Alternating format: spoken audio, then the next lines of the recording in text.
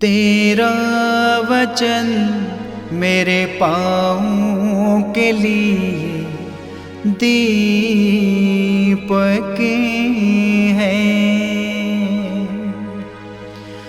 और मेरे मार्ग का उजियाला है।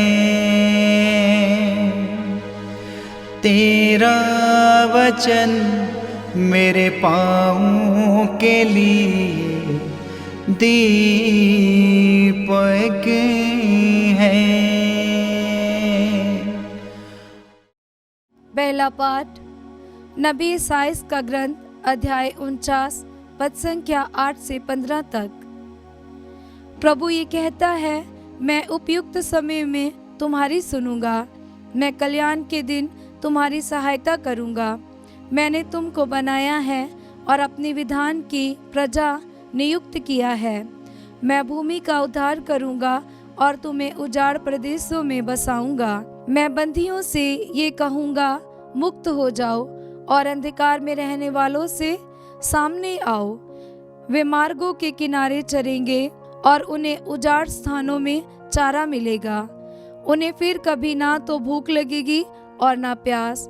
उन्हें ना तो लू से कष्ट होगा और ना धूप से, क्योंकि जो उन्हें प्यार करता है वह उनका पथ प्रदर्शन करेगा और उन्हें उमड़ते हुए जल स्रोतों तक ले जाएगा। मैं पर्वतों में रास्ता निकालूंगा और मार्गों को समतल बना दूंगा। देखो, कुछ लोग दूर से आ रहे हैं, कुछ उत्तर से, कुछ पश्चिम से और कुछ सीनेम के देश से।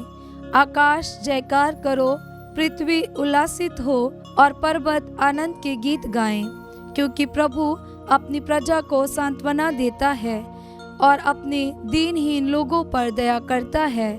सिय्योन ये कह रहा था, प्रभु ने मुझे छोड़ दिया है, प्रभु ने मुझे भुला दिया है।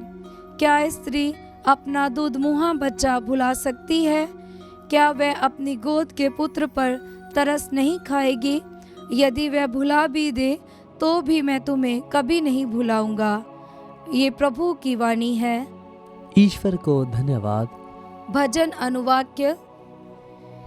प्रभु दया और प्रेम से परिपूर्ण है। प्रभु दया और प्रेम से परिपूर्ण है। प्रभु दया और अनुकंपा से परिपूर्ण है। वह सहनशील और अत्यंत प्रेममय है। वह सबों का कल्याण करता है। वह अपनी सारी सृष्टि पर दया करता है। अनुवाक्य। प्रभु दया और प्रेम से परिपूर्ण है। प्रभु अपनी सब प्रतिज्ञाएं पूरी करता है। उसके समस्त कार्य उसके प्रेम से पूर्ण है। वह प्रभु निर्बल को संभालता और झुके हुओं को सीधा करता है। अनुवाक्य। प्रभु दया और प्रेम से परिपूर्ण है। प्रभु जो कुछ करता है अच्छा ही करता है। वह जो कुछ करता है प्रेम से करता है। वह उन सबों के निकट है जो उसका नाम लेते हैं, जो सच्चे हृदय से उससे विनती करते हैं। अनुवाक्य। प्रभु दया और प्रेम से परिपूर्ण है। जय घोष। प्रभु कहते हैं, पुनरुत्थान और जीवन मैं हूँ। जो मुझ में विश्वास करता है वह कभी नहीं मरेगा। पवित्र सुसमाचार संत यूहन्ना के अनुसार अध्याय 5 पद संख्या 17 से 30। यीशु ने यहूदियों से कहा, मेरा पिता अब तक काम कर रहा है और मैं भी काम कर रहा हूँ।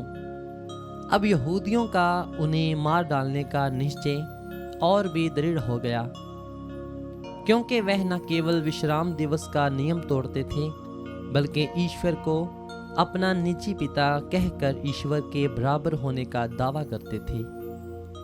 यीशु ने उनसे कहा, मैं तुम लोगों से कह देता हूँ, पुत्र स्वयं अपने से कुछ नहीं कर सकता।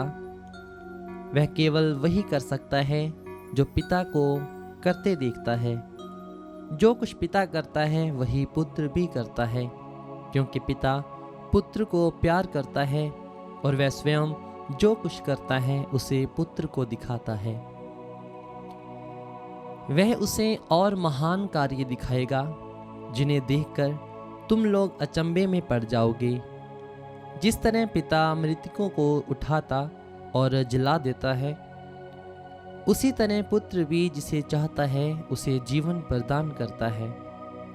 पिता तो किसी का न्याय नहीं करता, उसने न्याय करने का पूरा अधिकार पुत्र को दे दिया है, जिससे सब लोग जैसे पिता का आदर करते हैं वैसे ही पुत्र का भी आदर करें। जो पुत्र का आदर नहीं करता वह पिता का जिसने पुत्र को भेजा है आदर नहीं करता। मैं तुम लोगों से कह देता हूँ, जो मेरी शिक्षा सुनता है और जिसने मुझे भेजा है उसमें विश्वास करता है, उसे अनंत जीवन प्राप्त है। वह दोषी नहीं ठहराया जाएगा, वह तो मरण को पार कर जीवन में प्रवेश कर चुका है। मैं तुम लोगों से कह देता हूँ, वह समय आ रहा है, आ ही गया है, जब मृतक ईश्वर के पुत्र की वाणी सुनेंगे और जो सुनेंगे उन्हें जीवन प्राप्त होगा। जिस तरह पिता स्वयं जीवन का स्रोत है, उसी तरह उसने पुत्र को भी जीवन का स्रोत बना दिया और उसे न्याय करने का भी अधिकार दिया है, क्योंकि वह मानव पुत्र है। इस पर आश्चर्य न करो, वह समय आ रहा है जब वे सब जो कब्रों में है उसकी वाणी सुनकर निकल आएंगे। सत्कर्मी जीवन के लिए पुनर्जीवित हो जाएंगे और कुकर्मी नरकदंड के लिए। मैं स्वयं अपने से कुछ भी नहीं कर सकता, मैं जो सुनता हूँ उसी के अनुसार निर्णय देता हूँ और मेरा निर्णय न्याय संगत है, क्योंकि मैं अपनी इच्छा से नहीं बल्कि जिसने मुझे भेजा है उसकी इच्छा पूरी करना चाहता हूँ। यह प्रभु का पवित्र सुसमाचार है। ख्रिस्त की जय।